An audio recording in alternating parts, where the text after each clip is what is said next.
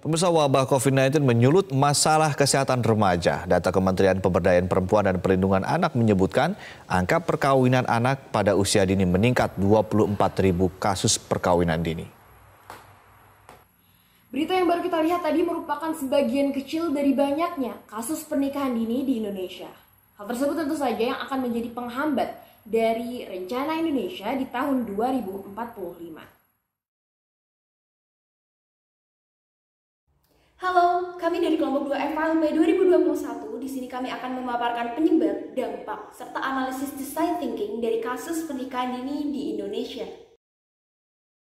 Menurut Undang-Undang Republik Indonesia Nomor 16 Tahun 2019, Pasal 7 Ayat 1, menyatakan bahwa perkawinan hanya diizinkan apabila pria dan wanita telah berumur 19 tahun. Apabila kurang dari umur tersebut, maka dinamakan pernikahan dini.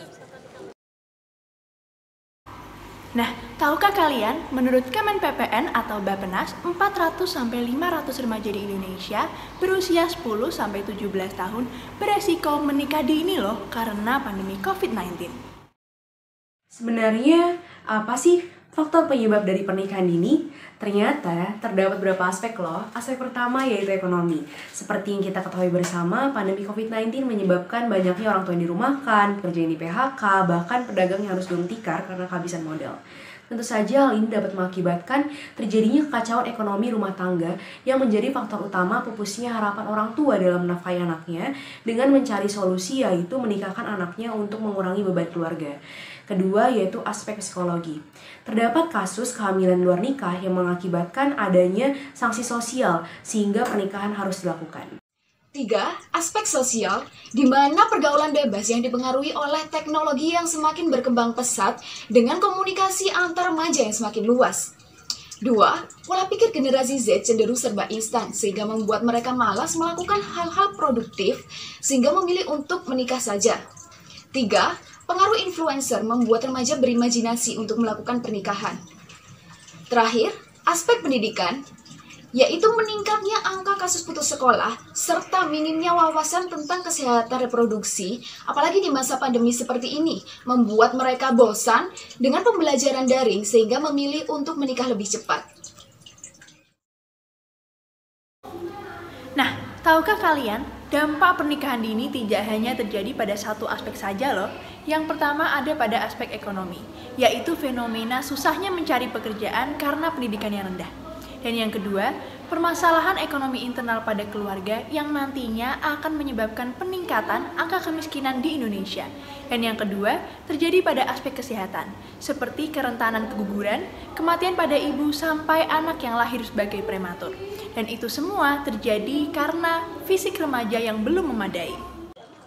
Yang ketiga ada pada aspek psikologi, yaitu pertama rusaknya kesehatan mental, yang kedua ketidakstabilan emosi karena tuntutan menjadi orang tua muda, yang ketiga kemungkinan terjadinya kekerasan pada rumah tangga yang berujung pada perceraian karena belum bisa mengendalikan emosi, dan yang terakhir terputusnya pendidikan dan kehilangan kesempatan bekerja. Dan akibat dari pernikahan dini dari aspek sosial yang terjadi adalah pertama, menurunnya sumber daya manusia Indonesia yang tentunya ini akan berpengaruh dengan bonus demografi dan cita-cita Indonesia Emas tahun 2045.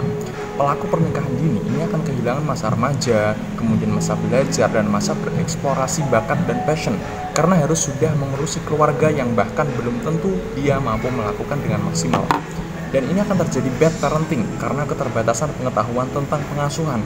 Dan ini juga mengakibatkan lahirnya bayi stunting yang akan berdampak buruk terhadap interaksi sosial anak. Dan tentunya, pernikahan dini akan memicu stigma negatif sosial terhadap remaja itu sendiri maupun keluarganya. Nah, akibat selanjutnya dari pernikahan dini ini yaitu putus sekolah. Putus sekolah itu lebih sakit loh dari putus cinta, karena saat kita putus sekolah, maka kita akan putus dari cita-cita yang kita dambakan. Karena apa? Karena segi tanggung jawab kita dalam keluarga, segi dalam kita permasalahan dalam keluarga itu lebih banyak daripada sekolah. Nah guys, serem kan dampak dari pernikahan dini? Tapi tenang, kalian bisa menghindari dengan cara memperbaiki perilaku sehari-hari kita. Mulai dari sadar akan pentingnya pendidikan, hidup sehat, bergaul dengan orang-orang yang baik, serta mengikuti komunitas atau organisasi. Nah, langsung saja kita masuk ke dalam design thinking. Dan yang pertama adalah empati. Nah, dari data sebelumnya dapat kita simpulkan bahwa yang pertama itu adalah teknologi yang berkembang pesat. Teknologi yang berkembang pesat tentu saja kita akan semakin selalu dimanja oleh teknologi dan selalu yang serba instan. Lalu yang kedua adalah kehamilan di luar nikah. Dan yang ketiga adalah angka putus sekolah tentu saja akan menjadi penyebab dari pernikahan dini. Selanjutnya, kami berusaha untuk menguak definisi masalah yang harus kami pecahkan. Kira-kira mereka ini memerlukan, menginginkan, dan menyukai apa? Dari yang kami dapatkan, pasangan seperti ini memandang pernikahan sebagai sarana menuju kebahagiaan dan kehidupan yang terjamin secara ekonomi. Tidak bisa dipungkiri, pernikahan seringkali dianggap sebagai potret kehidupan indah dan romantis yang kerap kali diidamkan oleh beberapa orang. Padahal, pernyataan itu belum pasti. Dari segi ekonomi pun, belum tentu mampu mencukupi kebutuhan rumah tangga, terlebih dalam posisi sebagai remaja. Meski tak ayal lagi di masa pandemi ini, bisa saja sebuah keluarga menikahkan anaknya karena mengincar kestabilan ekonomi, sehingga keluarga itu sendiri tidak perlu merasa pusing atau merasa terbebani lagi. Selain itu, dari pihak wanita sendiri ada alasan sendiri, seperti ingin mendapatkan perlindungan. Pada masa seperti ini, banyak anak yang kehilangan anggota keluarganya karena COVID-19. Terkadang itu menjadi pendorong bagi wali atau kesediaan dari anak itu sendiri untuk segera menikah dengan pihak lain yang memiliki keluarga dan pasangan yang mampu untuk menjaga anak itu. Nah, dari empati sama define yang udah kami paparkan tadi, mendorong kami untuk peduli dan ingin mencegah serta mengentaskan kasus pernikahan dini di Indonesia. Halo Indonesia, aku punya ide membangun sebuah komunitas yang bergerak untuk mencegah pernikahan dini di Indonesia dengan cara sosialisasi melalui media sosial serta melakukan penyuluhan kepada ketua organisasi dan ekstrakurikuler se-Indonesia untuk membantu kami dalam melakukan penyuluhan secara langsung ke sekolah dan lingkungan sekitar mereka. Komunitas dan sosialisasi tersebut menjadi langkah awal kami untuk membantu mengentaskan kasus pernikahan ini demi kesejahteraan negeri. Pencegahan yang dilakukan bertujuan untuk menurunkan angka kasus pernikahan dini di masa pandemi seperti saat ini. Anak bukanlah aset untuk diperjualbelikan.